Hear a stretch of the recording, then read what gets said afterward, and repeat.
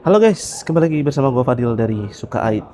Jadi ini setupnya bukan di kamar gue yang biasa ya.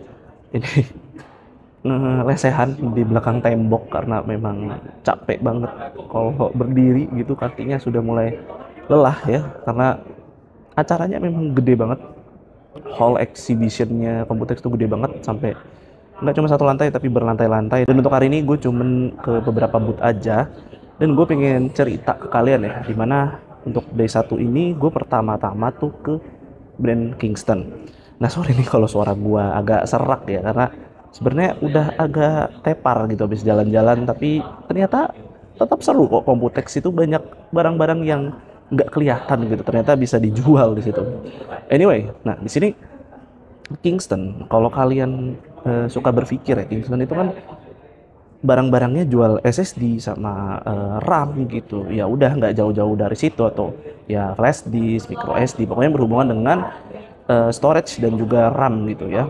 Nah, ternyata mereka sekarang di Computex 2025 ini mereka ngasih eh, kelihat ke kita kalau ternyata mereka nih udah shifting fokus ya ke bisnis model B2B. Jadi produk konsumernya itu nggak terlalu banyak, fokusnya ke barang-barang B2B. Nah, B2B itu apa sih?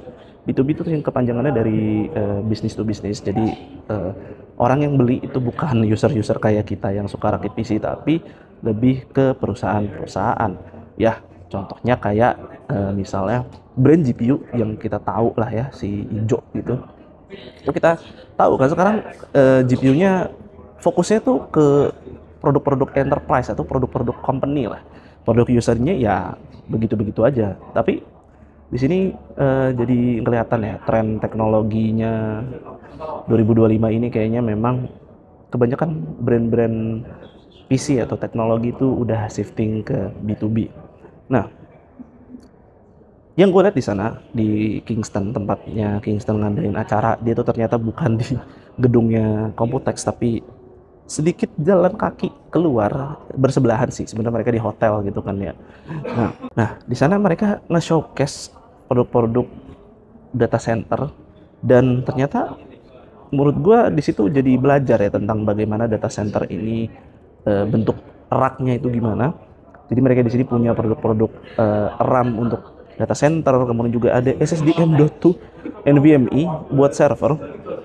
Itu cukup unik, mungkin secara durability dia lebih awet ya dibandingkan SSD yang kita suka pakai. Tapi katanya mereka jual barang itu bukan ke user-user PC, melainkan untuk sebuah server, tapi bentuknya mirip gitu, M.2 2280. Mungkin ya kalau dipaksa nyolok ke motherboard ya bisa-bisa aja jalan. Pertanyaannya, bisa dibeli nggak dengan duit kita yang suka rakit PC? Nah, anyway, selain ada SSD, di sana juga ada produk RAM server ya, apa tuh namanya, ECC, RDIMM lah namanya.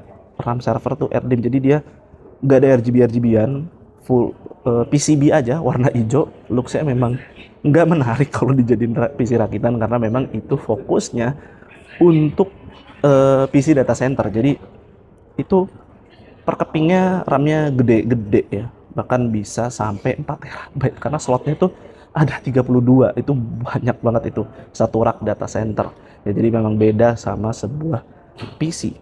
Nah, anyway, untuk data center ini dia punya dua SSD. Yang tadi kan SSD M.2 nya itu untuk booting operating sistemnya ya. Kita tahu data center kalau nggak Windows atau nggak Linux gitu, yang ya kita tahu lah, kalian lebih paham lah distro-distro Linux. Nah, jadi itu M.2 2280-nya untuk booting operating system si data centernya. Sedangkan ada SSD satu lagi yang berada di paling ujung, dan itu bisa swappable, gampang tanpa perlu buka-buka baut. Itu namanya SSD untuk nyimpen data, atau yang benar-benar jadi storage dari data center itu. Nah, kenapa data center ini dipakai? Karena si Kingston ini mendemokan ya, mereka tuh bikin sebuah robotic system. Jadi ini sebenarnya berpartner sih, dan si Kingston ini mensupport lewat produk-produk data center ya melalui SSD dan RAM. Jadi sekarang banyak industri ini kan sudah mulai ke ranah, ya kita nggak bisa pungkiri, ke ranah AI. Jadi banyak pekerjaan-pekerjaan yang menggunakan robot gitu. Jadi supaya robot itu bisa memproses gitu apa yang dia tangkap dari sensor-sensornya, kayak dari kamera, infrared, terus ya banyak lah kayak sensor-sensor robot gitu kan, tergantung robotnya untuk apa.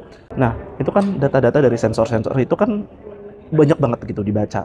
Nah, tentu perlu sebuah storage yang kenceng gitu untuk bisa diproses sama prosesor atau CPU dari data center tersebut. Makanya digunakanlah sebuah SSD PCIe Gen 5 yang itu tadi bisa di swappable. Nah, jadi sih itu ya konsep kenapa Kingston punya atau shifting. Sebenarnya sih udah lama juga punya produk-produk ini, tapi mereka sekarang kayak lebih difokuskan lagi gitu inovasinya.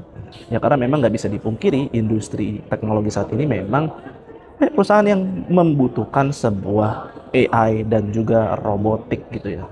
Nah, makanya digunakanlah sebuah SSD yang kenceng, dan itu mungkin satu-satunya yang kelihatan fungsi dari SSD Gen 5. Kalau di game PC kan itu belum terlalu kelihatan gitu. Gen 4 aja masih kenceng dan juga sih panas gitu ya. Kalau pakai Gen 4 7 GB per second aja tuh panas banget. Sebenarnya Kingston juga nggak semuanya dilepas gitu ya, B2B-nya ada juga kok storage yang bisa kita beli, dan mungkin kalian sudah kenal ya di marketplace, atau sebenarnya gue juga pernah bahas beberapa RAM mereka seperti Fury Renegade, terus juga Fury Beast. Sebenarnya itu refreshment aja, di mana Kingston ngasih sedikit minor improvement ya. Yang gue lihat sih untuk Renegade sekarang nggak cuman sebagai RAM apa non binary, tapi sekarang Renegade itu diposisikan sebagai RAM CUDIM, di mana CUDIM ini hanya baru bisa berjalan di platform Intel karena itu speednya bisa tembus sampai 8.800 mega transfer per second. Kalau nggak salah ya, Kingston Fury Renegade Fury Renegade itu pernah memecahkan rekor overclocking RAM deh pakai platform Intel. Itu gua lupa besarnya berapa. Jadi Kingston pede banget nih nulis ini the fastest DDR5 ever gitu. Ya nggak apa-apa sih, kan ngeklaim kayak gitu. Nah, untuk yang Fury Beast-nya ini adalah versi RAM gaming yang affordable. Gue udah bahas beberapa kali, dan sekarang kayaknya speednya berkisar dari, kayaknya udah nggak ada lagi yang dari 4.800, itu semua paling kecil aja 5.200 sampai 6.800, dan itu RAM yang bisa dipakai untuk platform Intel dan juga AMD via overclocking Intel XMP dan juga AMD Expo. Nah, sebenarnya ada nih satu produk konsumer dari Kingston yang punya inovasi baru bernama Chem 2. Nah, Chem 2 ini sebenarnya sih udah diumumin sekitar 1 atau 2 tahun lalu ya, kalau nggak salah. Nah, Chem 2 yang sekarang ini yang Kingston miliki itu punya ukuran yang jauh lebih kecil lagi, dan fungsi dari memori Chem 2 ini adalah supaya PC desktop dan juga laptop itu punya memori modul yang fisiknya sama, dan satu keping Chem 2 ini itu udah dual channel, jadi lebih hemat space tentunya, dan ini tentunya juga menggunakan platform DDR5 ya. Jadi ya recap dari gua mampir ke eventnya Kingston. Jadi ya nggak bisa dipungkiri memang baru satu brand sih, mungkin nanti kalian akan lihat lagi gue bikin video di mana ternyata industri ini sudah mulai shifting ke arah bisnis to bisnis ya, karena memang menggiurkan uangnya. Makanya itu mungkin produk konsumernya jadi terefek ya, jadi mahal gitu, karena ya perusahaan bisa beli gitu. Why kenapa gua harus jual murah ke user yang pasarnya nggak jauh lebih besar dari sebuah B2B gitu. Ya inilah sebuah tren teknologi di 2025, dan mungkin akan terus ke arah sana di 2026. Terus produk konsumernya nanti gimana ya, akan tetap eksis, tapi mungkin secara inovasi akan berjalan lambat gitu ya.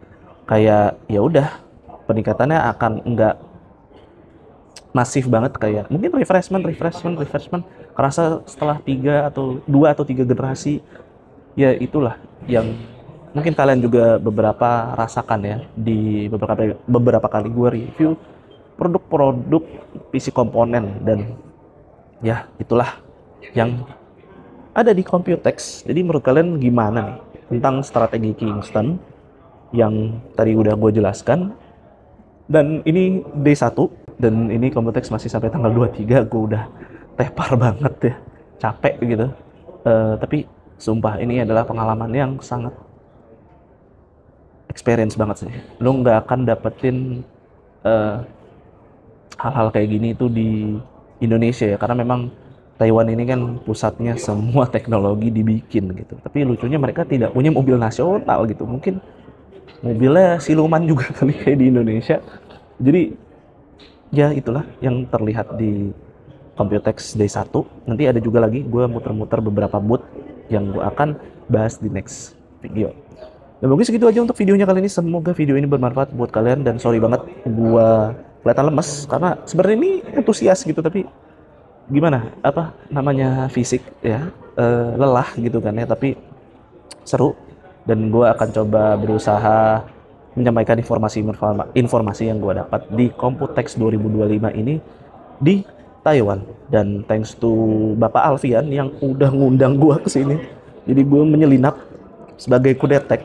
Thank you banget, daripada umurnya lebih muda dari gue tapi gokil banget itu orang. Shout out lah ini. Mungkin semua video Computex akan gue buat special thanks to him. Thank you, bye.